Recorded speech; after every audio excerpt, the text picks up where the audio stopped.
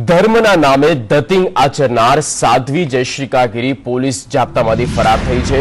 સાધ્વી જયશ્રીકા ગીરી કેવી રીતે પોલીસ જાપ્તામાંથી ફરાર થઈ તેની સમગ્ર માહિતી સંદેશ ન્યૂઝ પાસે છે।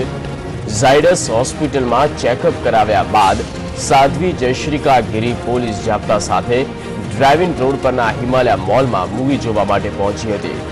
મળતી માહિતી પ્રમાણે સાધ્વી સાથે જાપ્તાના 2 પોલીસ અધિકારી પણ તેમની સાથે મૂવી જોવા માટે પહોંચ્યા હતા। તેઓએ અહીં બાહુબલી 2 મૂવી જોયું હતું। ફિલ્મ જોયા બાદ બાથરૂમ જવાના બહાને જાપ્તા પોલીસને થાપ આપી સાધ્વી ભાગી ગઈ।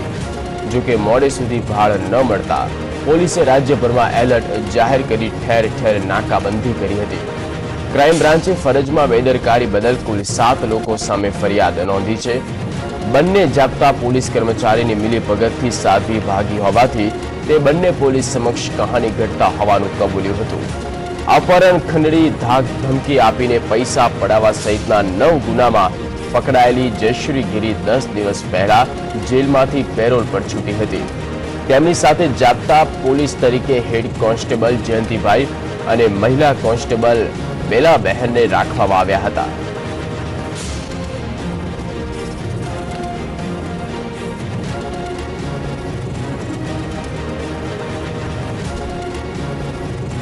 વધુ માહિતી સાથે જોડાઈ ગયા છે સંવાદદાતા મયુર સરવૈયા। મયુર, જે પ્રમાણે જયશ્રીકા નંદગીરી ગઈકાલે રાત્રે ભાગી છૂટવામાં સફળ થઈ છે, સમગ્ર ઘટનાનો ચિતાર આપશો અને એ પણ જણાવશો કે તે હોસ્પિટલમાં સારવાર લઈ રહી હતી પહેલેથી જ કે માત્ર ને માત્ર તે ચેકઅપ માટે આવી હતી?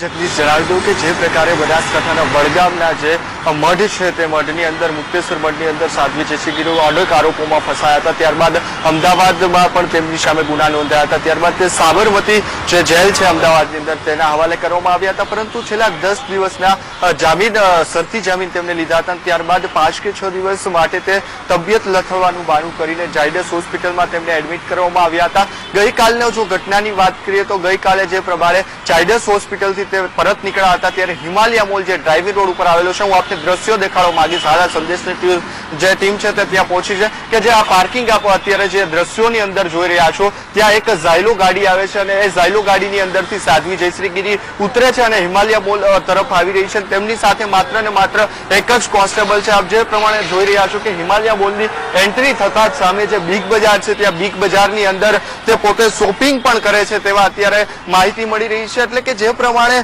સાધ્વી જયશ્રી ગીરીને જે છે તેમની સાથે એક કોન્સ્ટેબલ હતા તેમને લઈને પણ તેમની બેદરકારી આવી છે સામે અને પોલીસે જે છે ક્રાઇમ બ્રાન્ચે છે તેમની 7 આરોપીઓની કોન્સ્ટેબલ છે જે બેદરકારી બદલ તેમની ધરપકડ કરી છે અને તેમની પૂછપરછ પર અત્યારે ચાલુ કરી છે। તેમાં અનેક મોટા ખુલાસાઓ થયા છે કે જયશ્રી ગીરી છે તે હિમાલય મોલ પર ડ્રાઇવિંગ સિનેમા જે સિનેમા છે ત્યાં હિમાલય મોલમાં બાહુબલી 2 મૂવી જોવા આવી હતી અને ત્યારબાદ તે બાથરૂમનું બહાનું કરી અને ફરાર થઈ હતી। જગદીશ, બિલકુલ મયુર, જે 2 કોન્સ્ટેબલની પણ અટકાયત કરવામાં આવી છે અને એક વકીલની પણ અટકાયત કરાઈ હોવાની પણ વાત સામે આવી છે, તેમના નિવેદન નોંધવામાં આવ્યા છે ખરી? શું વધુ ખુલાસા થયા છે?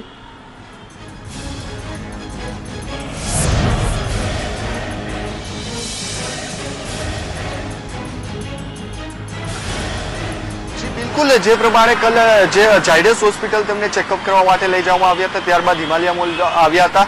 એટલે કે સીસીટીવીના આધારે જે પ્રકારે દ્રશ્યો જોવાય છે તે પ્રમાણે કહી શકાય છે કે હિમાલય મોલ તે બાહુબલી 2 જોવા આવ્યા હતા। જે મોલ છે તેમાં શોપિંગ પણ કર્યું હતું બિગ બજારમાં। જ્યારે ઝાયડસ હોસ્પિટલની અંદર હતા ત્યારે ક્રાઇમ બ્રાન્ચની ટીમ રાતે જે બનાવ બન્યો સાધ્વીનો ફરાર થયો ત્યારબાદ ઝાયડસ હોસ્પિટલ ક્રાઇમ બ્રાન્ચની ટીમ પહોંચી હતી, એસીપી ડીસીપી સહિતનો કાફલો ત્યાં પહોંચ્યો હતો અને એમની સાથે જે સાધ્વીની સાથે જે કોન્સ્ટેબલો હતા તેમની પૂછપરછ કરી હતી અને તેમને લઈ જવામાં આવ્યા હતા ક્રાઇમ બ્રાન્ચ। તેમના વકીલને પણ ત્યાંથી લઈ જવામાં આવ્યા હતા અને ક્રાઇમ બ્રાન્ચ જઈને તેમની પૂછપરછ કરવામાં આવી હતી અને પૂછપરછની અંદર મોટા ખુલાસા થયા હતા કે જે સાધ્વી છે તે હિમાલય મોલમાં જે બાહુબલી 2 મૂવી છે તે જોવા આવી હતી, ત્યારબાદ તેમને બિગ બજારમાં શોપિંગ પણ કર્યું હતું। એટલે કે એક પ્રકારની પોલીસની સાઠગાંઠ સામે આવી છે। જે કોન્સ્ટેબલો છે તેમની બેદરકારી અને સાઠગાંઠને લઈને આ બનાવ બન્યો છે ત્યારે પોલીસ બેડામાં ચકચાર મચી છે અને હાલ અલગ અલગ ટીમો બનાવીને પોલીસે સાધ્વીને ઝડપવા પ્રયાસ હાથ ધર્યા છે। જગદીશ, બિલકુલ મયુર, પરંતુ એ સવાલ એ પણ સતાવે કે પોલીસ જાપ્તામાં હોવા છતાં પણ મૂવી જોવાની પરમિશન આપવી ક્યાંક ને ક્યાંક આ જે કારણ આગળ ધરવામાં આવ્યું છે તે માત્ર આધારહીન લાગી રહ્યું છે। શું કહેવું છે કાયદો શું કહે છે આને લઈને?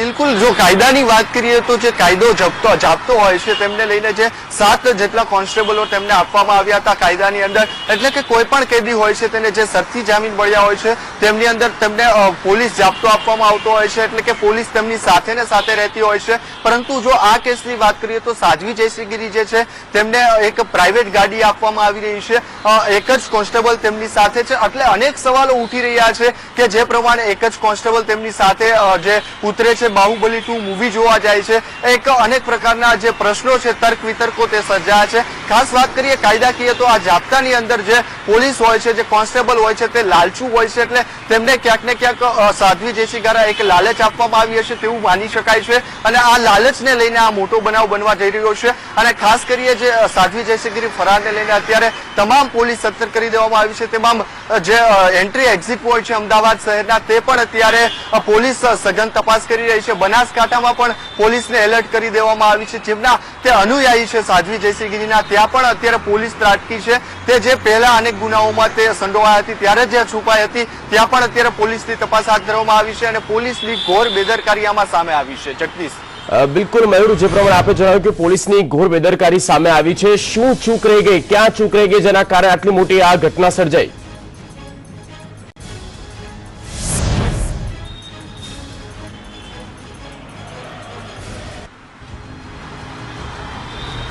બિલકુલ કે જે સમગ્ર જો ચિત્તાર જોવા જઈએ તો સાધ્વી જયશ્રીગીરીને 10 દિવસના રિમાન્ડ મળ્યા હતા. શરતી રિમાન્ડ જે મળતા હોય છે અને આવા મોટા આરોપી એટલે કે તેમની ઉપર ખંડણી, ધાક ધમકી, વસૂલી કરવાના અનેક આરોપો છે. બુટલેગર સાથે કોન્ટેક્ટ તેમજ તેમની ઘરેથી 1.25 કરોડ રૂપિયા જેટલી સોનાના દાગીના મળી આવ્યા હતા, રોકડ રકમ મળી આવી હતી. એટલે કે એમની ઉપર 20 જેટલા કેસો છે. પાલનપુર છે, વડગામ છે, બનાસકાંઠા છે, અમદાવાદની અંદર તેમની સામે અનેક પોલીસ સ્ટેશનોની અંદર ફરિયાદ નોંધાઈ છે. એટલે કે આટલા મોટા આરોપીઓ હોય છે તેમની સાથે જે 10 દિવસના શરતી જામીન મળ્યા હોય છે તેમાં કેદી જાપ્તો આપવામાં આવતો હોય છે. તેમની અંદર 7 જેટલા કોન્સ્ટેબલો આપવામાં આવ્યા હોય છે. તેમની અંદર વાત કરીએ તો 5 જેટલા મહિલા કોન્સ્ટેબલ હતા અને 2 જે છે તે પુરુષ કોન્સ્ટેબલ હતા. એટલે વાત કરવામાં આવી રહી છે તો આ જે કાયદાકીય જે હોય છે તે પ્રમાણે હિમાલયા મોલની અંદર કેવી રીતે ઉતરે છે તે પણ એક પ્રશ્ન ઉઠે છે. એટલે કે પોલીસની બેદરકારી એટલા માટે કહી શકાય છે કે ઝાયડસ હોસ્પિટલ ચેકઅપ બાદ તે અહીંયા હિમાલયા મોલ આવે છે. હિમાલયા મોલની અંદર ઝાયલો ગાડીની અંદર એટલે કે પ્રાઇવેટ ગાડીની અંદર આવે છે. ત્યારબાદ હિમાલયા મોલની અંદર તે મસાજ ચેર છે, તે મસાજ ચેરની અંદર પણ મસાજ કરાવે છે. ત્યારબાદ બિગ બજાર છે, તે બિગ બજારની અંદર અનેક વસ્તુઓની સાધ્વી જયશ્રીગીરી પોલીસ એક કોન્સ્ટેબલ સાથે તે શોપિંગ કરી રહી છે. ત્યારબાદ પોલીસ સાથે તે બાહુબલી 2 મૂવી જે છે 4 ને 15 ના સમયે તે જોવા જાય છે અને આ જે સીસીટીવી મળ્યા છે તે જ સમયના મળ્યા છે. એટલે તે ચોક્કસ કહી શકાય છે કે પોલીસની બેદરકારી છે. માત્ર ને માત્ર આવા મોટા સંગીન આરોપી હોય તેમની સાથે એક જ જે કોન્સ્ટેબલ છે તે છે અને કહી શકાય છે કે જે આવા આરોપી હોય છે તેમને એક હથિયારધારી પણ કોન્સ્ટેબલ તેમની સાથે પોલીસમેન રાખવામાં આવે છે. ગનમેન તે પણ નહોતા. એટલે ક્યાંક ને ક્યાંક આમાં પોલીસની સંડોવણી છે, પોલીસની સાઠગાંઠ ચોક્કસ કહી શકાય છે. જગદીશ. બિલકુલ મયુર, આભાર સમગ્ર માહિતી આપવા બદલ.